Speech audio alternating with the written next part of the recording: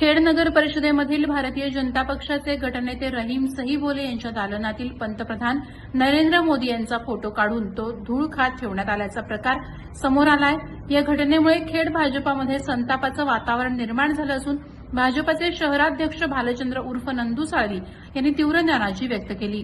दालनामध्ये काही दुरुस्तीचं काम सुरू असल्यामुळे पंतप्रधान नरेंद्र मोदी यांचा फोटो काढण्यात आल्याचं सांगितलं जात असलं तरी तो फोटो सन्मानानं ठेवण्याऐवजी धुळखात पडून असल्याचं निदर्शनास आलं। ही बाब समोर आल्यानंतर भाजपा पदाधिकाऱ्यांनी यावर आक्षेप घेतला।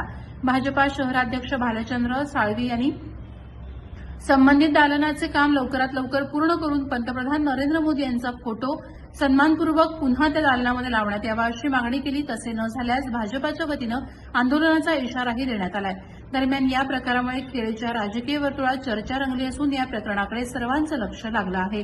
प्रहार डिजिटलसाठी राकेश कोळी, खेड। केबिन ही वरतीच होती, तिसरी केबिन होती। याच वर्षी गटनेत्याची केबिन खाली गेलेली आहे। पहिली तिथे मॅडम आपल्याकडे सभापतीची संख्या वाढली। बरं ठीक आहे, मग सांगितलं बोलले ना कुठे आत्ता मी खाली काही आरोप केले तुम्हाला दोन साहेब आत्ता सांगितलं 3 वेळा बोललो तेव्हा आत्ताच्या माणसाला बोललेलं त्यांनी